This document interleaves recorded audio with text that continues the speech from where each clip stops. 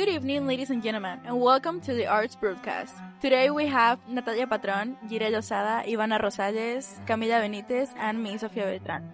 Your window into the fascinating stories behind the world's most influential art forms. Tonight's program takes us to a journey through time to explore the evolution and diffusion of contemporary dance. How did this art form travel from small experimental studios to stages across the world? And what mechanisms allowed it to spread between cultures, generations, and artistic communities? To answer these questions, we'll step back in time and hear from our panel of experts. Let us begin where the story starts, at the turn of the 20th century. And now, the beginning of the origins of change. So, at the end of the 19th century, dance in the Western world was dominated by classical ballet. Ballet emphasized strict technique, structured choreography, and highly controlled movements, while beautiful some artists began to feel that it limited their ability to express real human emotions. Around the 1900s, dancers began experimenting with freer movement styles. They removed pointed shoes, performed barefoot, and used the body in more natural ways. These early innovations wanted dance to reflect inner emotions, personal stories, and human experiences. The earliest mechanism of diffusion was artistic experimentation. New ideas began spreading as dancers shared their creative approaches with students and fellow performers. This moment is important because it shows how art evolves when artists challenge existing traditions. Those first modern dancers laid the foundation for what will later become contemporary dance. Now we're moving to segment 2, Europe and new movement ideas. By the early 20th century, these new ideas were crossing the Atlantic and influencing artists in Europe, in Germany, and Austria. Dancers began developing expressive movement styles that emphasize emotions and dramatic storytelling. So one of the key influences during this time was a movement research developed by choreographers like Rudolf Laban. So Laban studied how the human body moves in space and created systems to analyze and teach movement. This system helped dancers understand movement significantly and artistically because his ideas were taught in schools and workshops. They spread to many countries. Highlights another important mechanism of diffusion: education and training institutions. When dance began to be taught in academies and schools, techniques could spread much faster and reach new generations of dancers.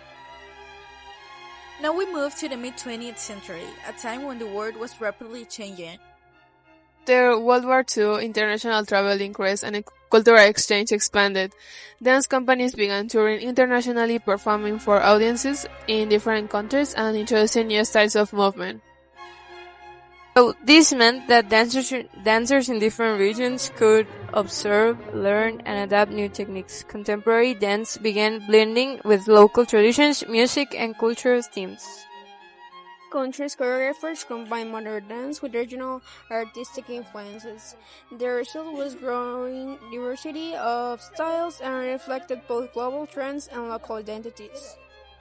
Here we see another key mechanism of diffusion: international touring and cultural exchange. Performances became a powerful way for artistic ideas to travel across borders.